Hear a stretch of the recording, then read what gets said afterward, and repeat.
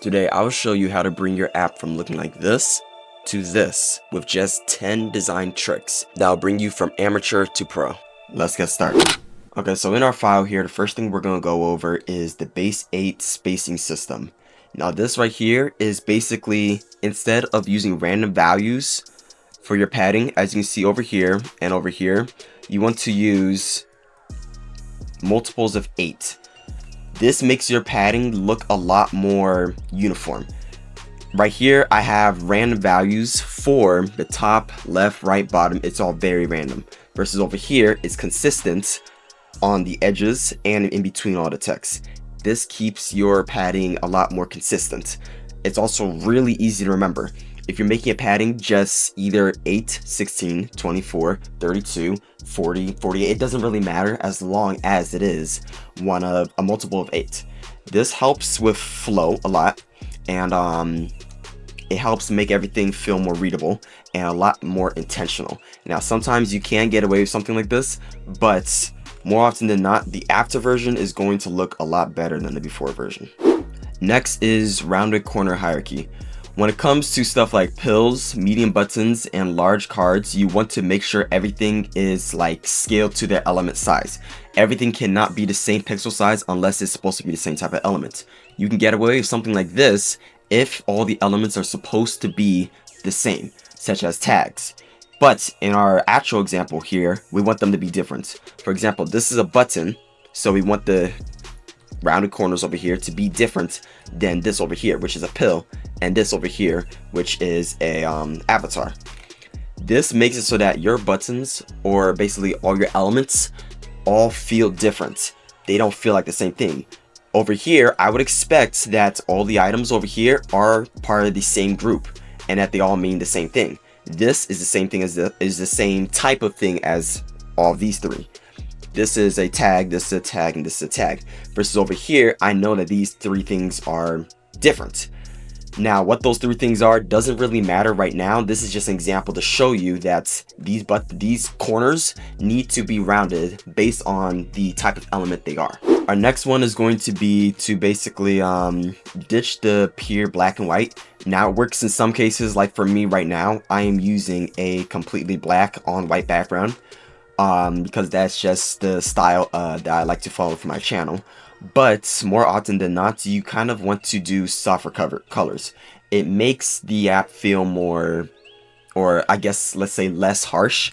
For example, here and the white background here compared to this, which is not fully black, really close to black, but it's not fully black. It's this hex code right here and this one right here. This is the black, as you can see here, and this is what the background is.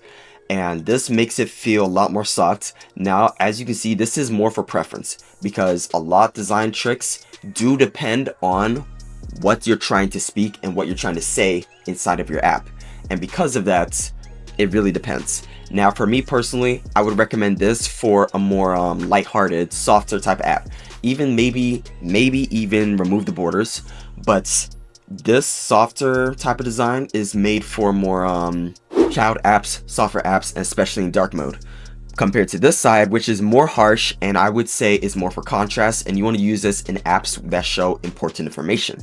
For example, settings section and other stuff like analytics, you want to use more contrasting colors so that people can see exactly what it is from a glance. Next we have is our font hierarchy. Every element is not supposed to be the same weight. When there's no visual order, it is very confusing. So as you see on our example on the left, it is very hard to tell what is what and where you're supposed to basically read. As you can see up here, combining weight, size, color creates a clear reading path. And this reading path that you can see on our right example really helps with making it way more readable, especially from a glance. You know that this is the title or what the basic, what the card is for. You can see that this is our subline, or in this case, this is just showing some information, our description, and as you can see down here, we have a little button to view our full report. But because we change the size and the colors of each section, is a lot more readable. This is a very subtle difference sometimes, but can really help your app. This one's a quick, simple one, but you want to make sure you align everything to a grid. Inconsistent vertical alignment just makes everything feel jagged. Whenever you align them vertically properly, it feels a lot more coherent. As you can see over here, this is a very extreme example, but the start of everything starts up here, but the end is over here. In our icon, there's a lot of white space over here. So for the after example, I want to make sure that everything aligns really well. Now this is just for a notification box.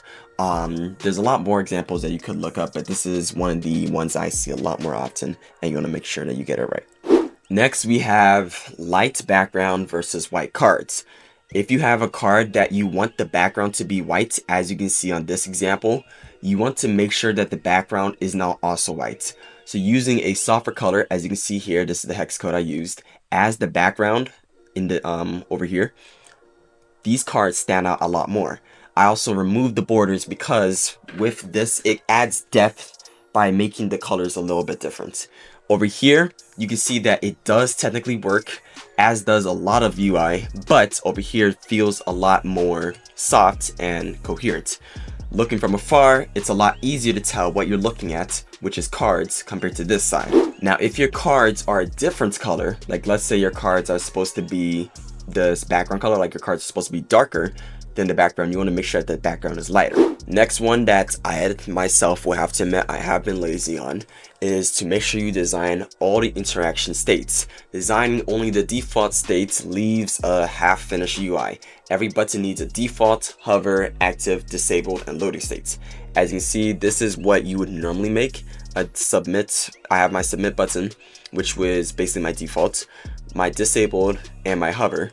But over here we have all the different types. This massively helps in the future, especially if you are working on backend. But being able to design the default, hover, active, load, and disable states will help you massively in the future, and just makes the UX feel a lot more appreciated in the long run. Next, we want to talk about color as communication. Whenever you're dealing with colors, you do not want it to be noise. You want to make sure that it communicates what the actual meaning of that element is. For example, we have for error, we typically want to use red, and for something like active, we typically want to use something like green. For everything else, I would recommend you have one brand color, a neutral color, and four semantic colors that basically carry the rest of the meanings. For example, for our new, we use blue. For pending, we use yellow. For gray, we use, for our draft, we use gray.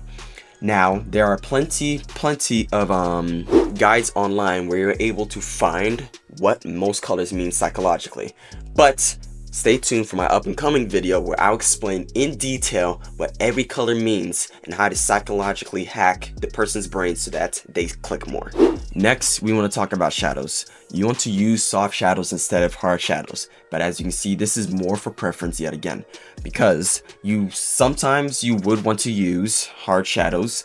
It depends on the type of elements or UI you're making. For example, if I want to make a really hard hover effect, you could do something like this. So this is something that you don't want to ever do, but you just don't ever want to overdo it, if you know what I mean. Over here, we have a softer looking shadow. This is the exact same shadows over here, but with a higher blur. As you can see, it is a lot more soft and it gives off a lot more cool vibes compared to this overdone over here, which is obviously overdone, and over here. Now, again, if you're doing stuff like hover effects, floating cards, you are able to do something like this. But in general, you want to lean more towards soft shadows to give a little bit of depth without overdoing it way too hard. And lastly, one of our final tricks is to basically just give everything room to breathe. Now, I can't stress this enough, is that 90% of the time, if your UI feels off, it's probably because it has too much room to breathe or it doesn't have enough. Now, depending on the type of UI you're making, as you can see here, my UI really benefits from making everything have a lot of white space. Now, there are some areas where you're able to add less and some areas where you can add more, but adding padding around everything and making sure everything has enough room to breathe really makes the card feel more intentional and really makes it feel professional instead of amateur. And that is 10 tricks to upgrade your skills as a web designer from amateur to pro. Now, these are very simple and you can find, and these are really just the baseline principles.